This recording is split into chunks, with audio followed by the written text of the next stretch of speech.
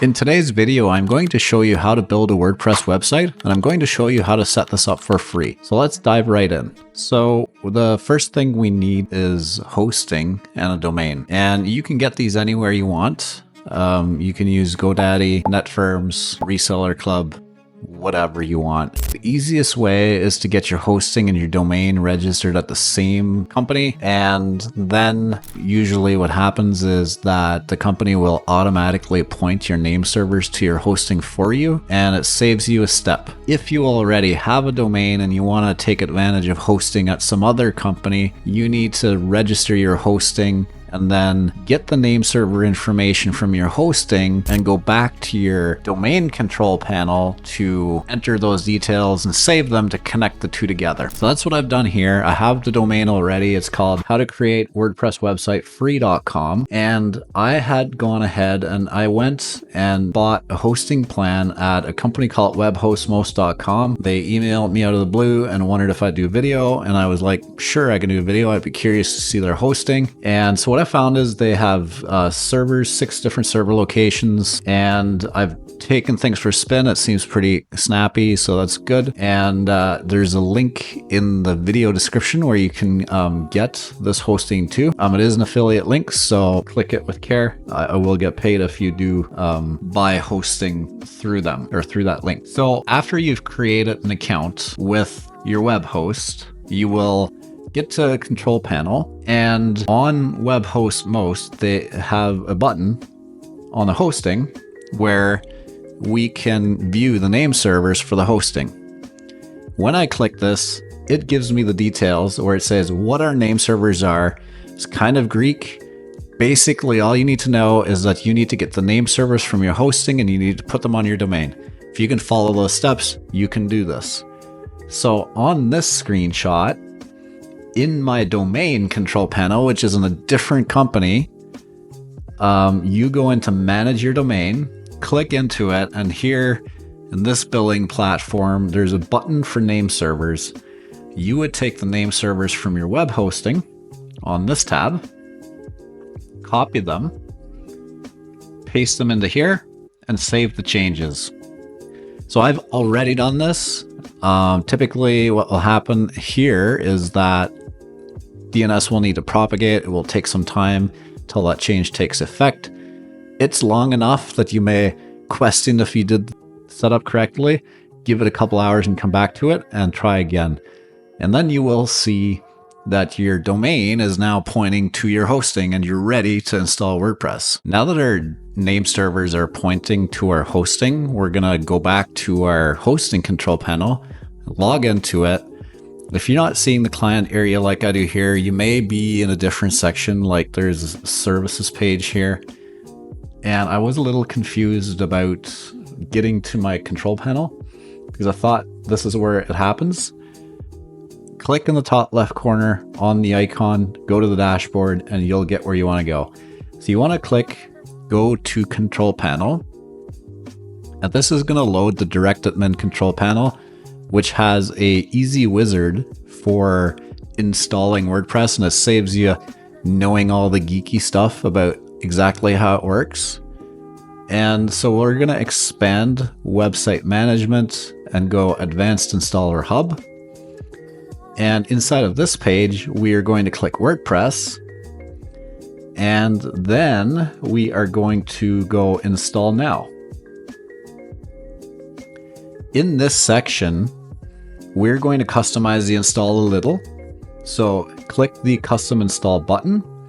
We're going to leave all of this default. It would let you choose a different version, and it would let you install WordPress into a subdirectory, which we don't want because we want it running in the main domain of our site.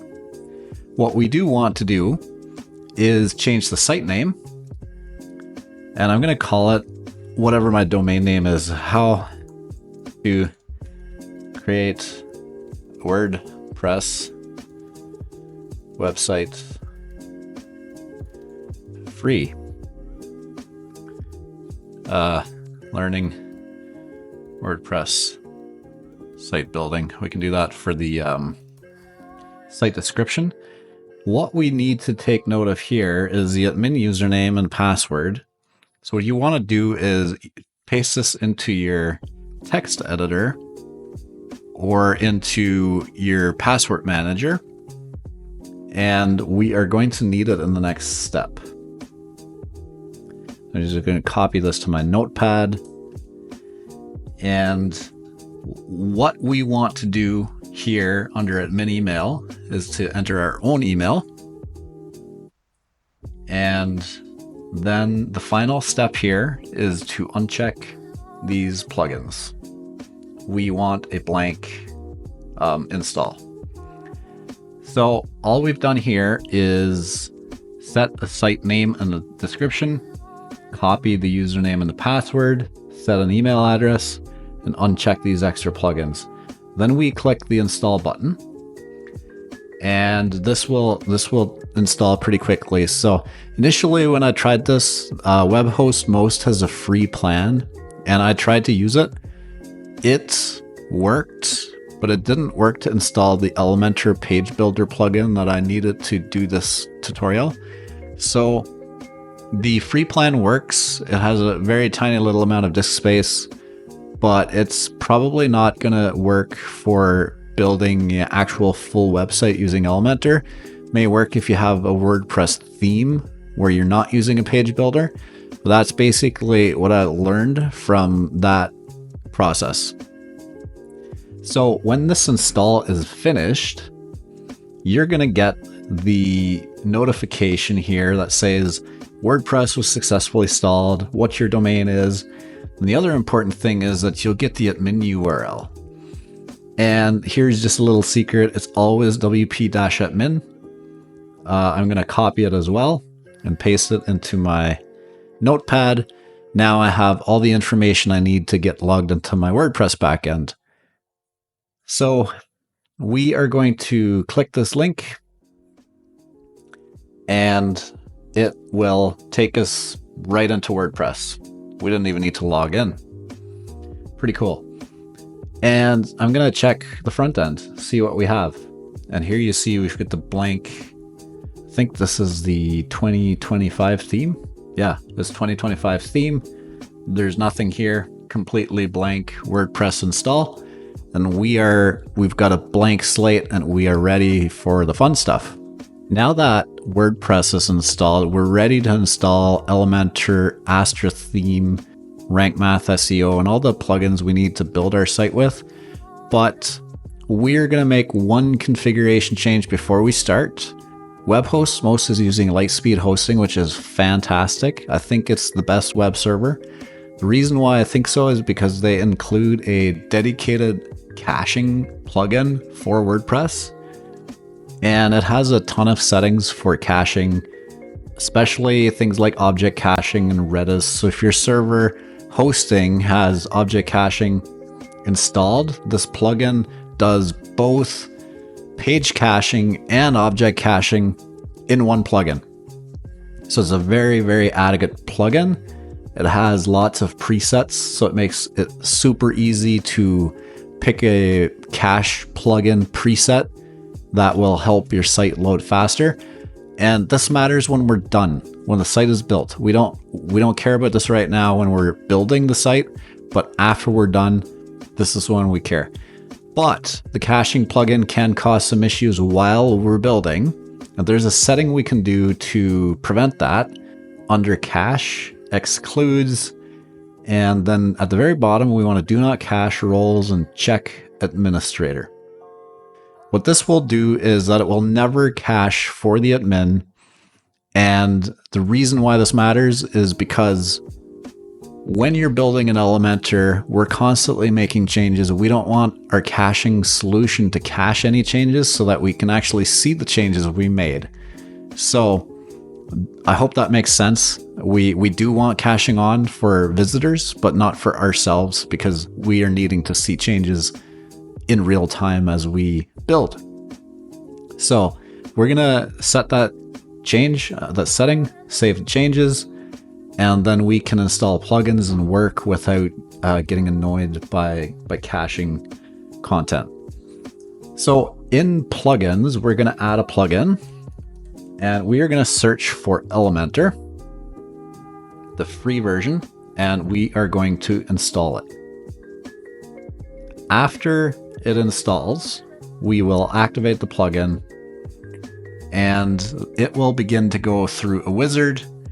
We are going to skip each step. It could install Hello Theme for us, and that's not...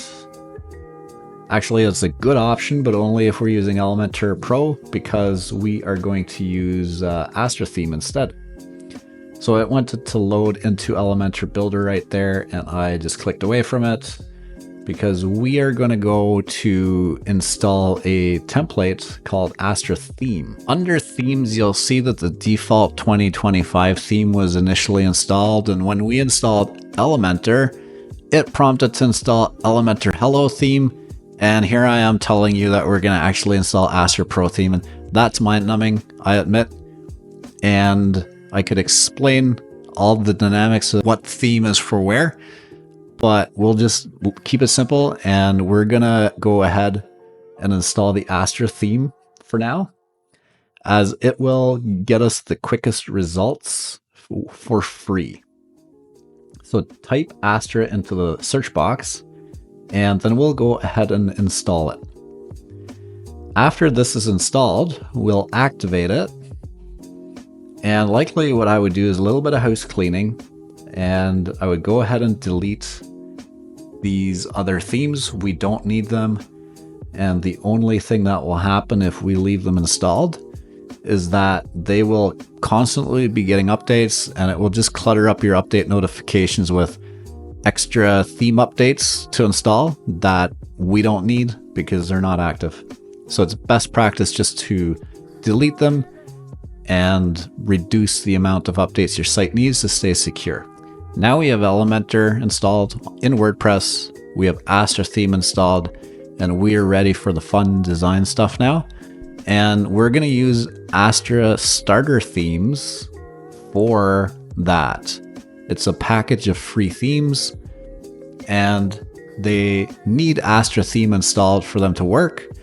When you're in Appearance Themes, there's a big banner at the top that is prompting to start with starter themes. So we'll go ahead and click this, and it's going to activate a plugin and enable us to import all kinds of site designs, which we can then modify in Elementor to get our desired results and create our own unique website with it.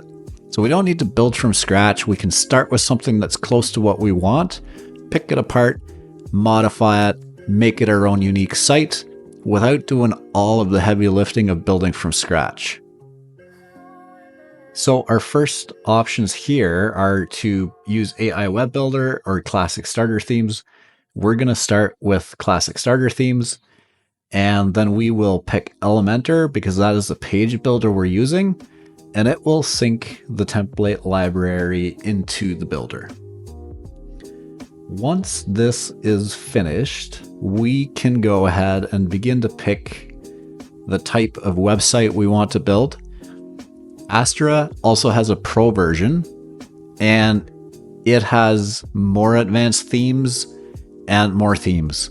So the free version gets you pretty far, but then the pro version can take you even further, especially for building like e-commerce websites and pages, more advanced page functionality.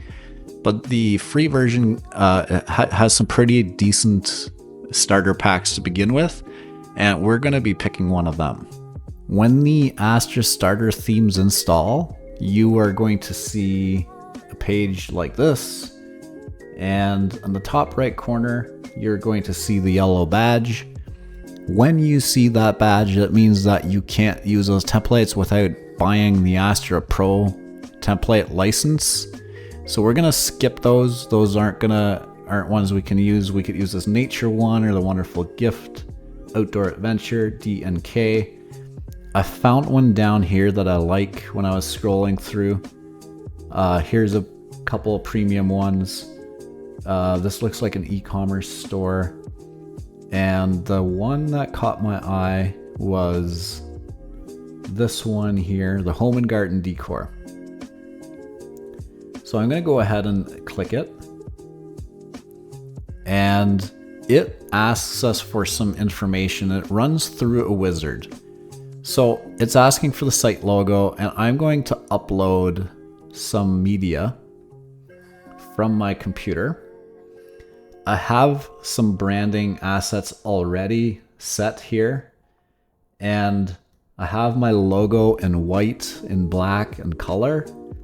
And then I had some other stock photos as well. I'm gonna upload just the logos for now, and it's actually just a lorem ipsum logo. I'm gonna pick the color version. I'm gonna select it, and you can see it's already updated in our preview here. Now we can choose fonts and a color palette. So it's doing a font pair where you get a headline, a heading font, and a body font that work with each other well. And so it really does a lot of heavy lifting for you. You can preview this in real time. I'm gonna look for a font that matches my logo. Either of these I think could work. I'm just gonna keep going through here. That one looks like that could work really well. I like the font style here. I think I'm gonna pick this one. And then there is some color palettes as well. And there's some defaults here. I think this one actually works really well with the colors I've got. Then we're gonna go continue. Here we can choose features that we want, and we could import WooCommerce. It'll automatically install it. Live chat, contact forms, donation funnels, all of this stuff. I'm gonna go with the defaults because I think that these are selected already based on the specific style Astra template I chose. And if we don't import this, the site may break. So I'm gonna just leave these defaults checked, and we're gonna hit continue. And I am gonna tell a little bit myself. And then we are going to do this. Check this box, submit and build my site.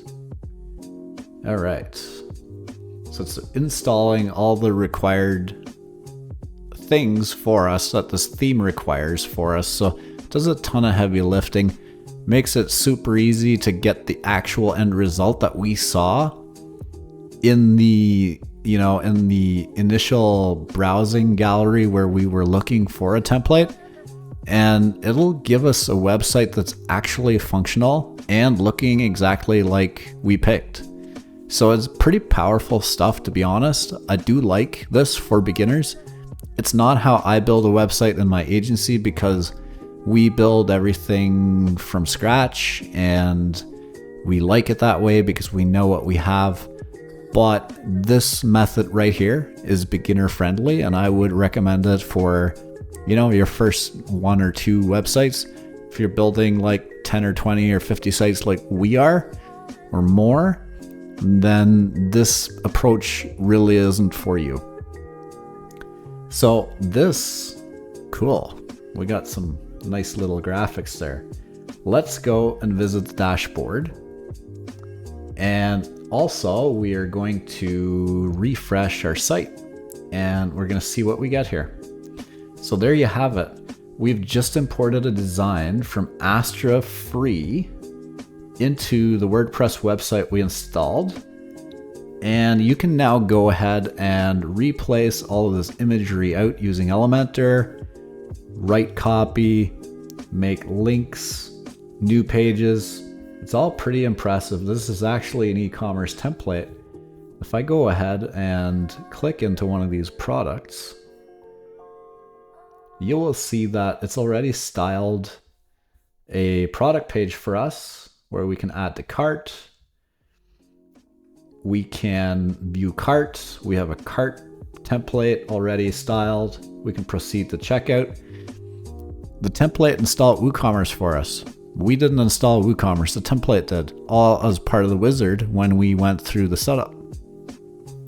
So here we'd have some configuration to do. We would need to configure taxes and shipping and a payment gateway, which I'm not going to cover here, but it's very simple and fast to do that in WooCommerce.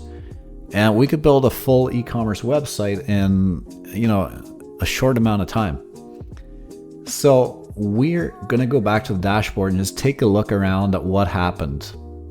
When we go back to our plugins, we will see that our template installed Stripe for WooCommerce. We installed the starter templates, but then we imported the whole design using Astra starter templates.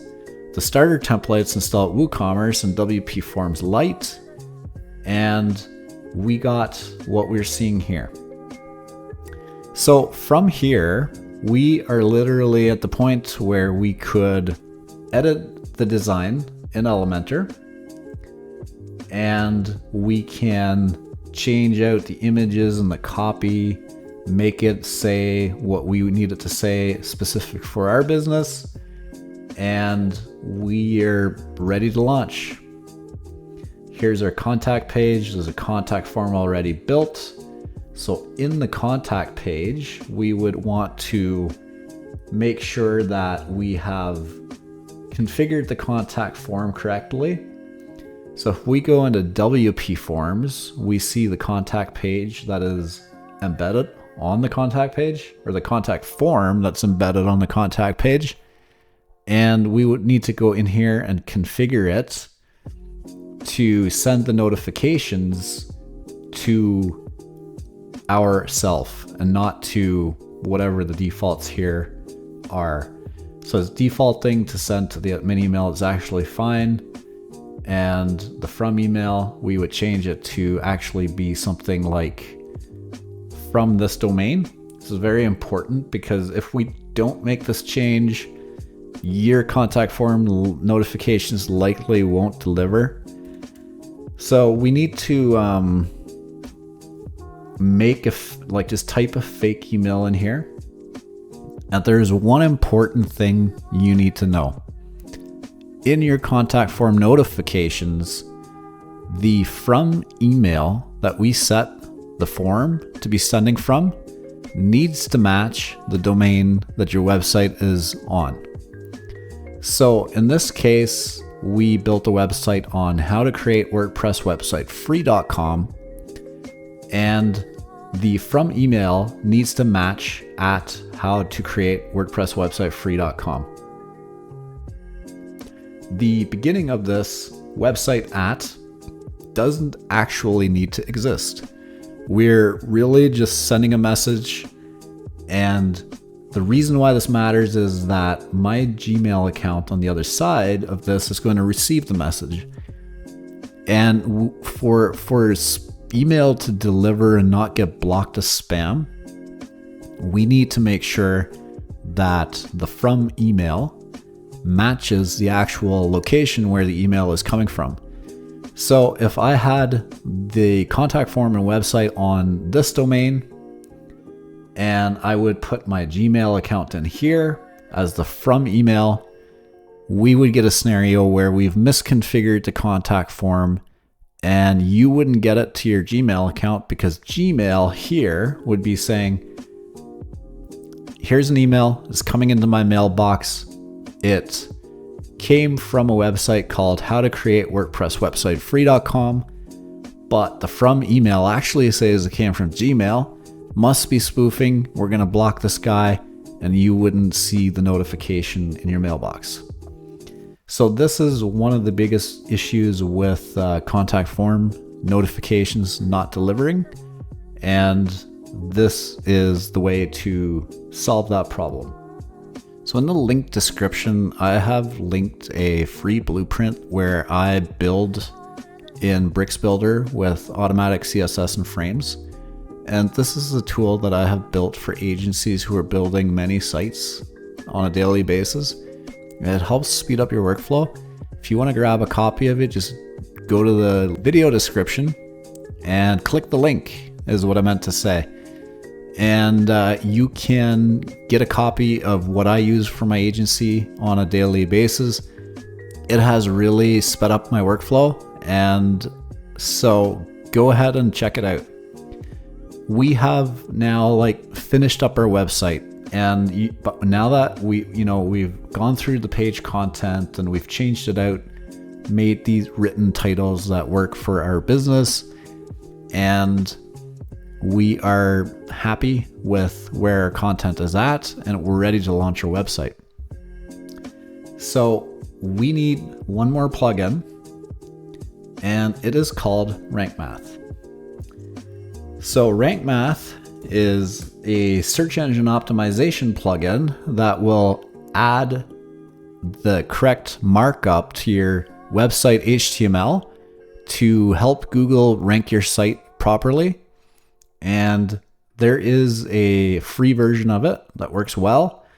We're going to go ahead and activate it, and then you would want to go through this wizard and fill out all of the information that it's asking for, and it will do the heavy lifting for you, and it will help your new website to rank properly in Google. So we're not going to import any data because we don't have any. We're just going to skip that. Actually, you skip, don't import now. We don't have any other plugin where we're migrating from. And here you would just say small business website, organization, website name, logo for Google. Here you would add the default share image, which would be the image that will embed when you share a link to your website on Facebook or Instagram. And so then we go save and continue. And here, the RankMath plugin is asking to connect your RankMath to your Google Analytics. And when you do this step, it will import and embed a Google Analytics report right in your WordPress dashboard. Now, you don't need to go over to Google to see how your site traffic is doing. So we're done. We've run through the wizard for RankMath setup, and that is the process for the website. There is one final step where you should submit your website to Google Search Console and Bing Webmaster Tools. I'm not going to show you those steps right here, but they are important. And also in that process, there is a section where you can submit your website sitemap to Google. Reason why this is important is because it's like a roadmap of your website for Google to tell Google what pages you have, what they're called, and that it should index new pages. So you get that information for Webmaster Tools and for Bing from RankMath SEO. So in RankMath, under sitemap settings, this right here is your sitemap. And basically, Google Webmaster Tools and Bing Webmaster Tools will have a section where they're going to ask what your sitemap is. And it's literally, it won't need your domain because you'll already have done that. You're just going to copy the ending here, sitemap_index.xml. And you will save it into your configuration there. And that's it. As far as additional things, if you have a Google My Business listing, make sure to add your website link to your profile there, and then do things like posting updates and getting reviews in your Google listing to begin ranking for search in your area for your business, for your services. I hope you enjoyed this video, and I hope you learned something new. If you like this video, please like and subscribe. It helps me grow my channel and it gets me more views. And thank you for watching.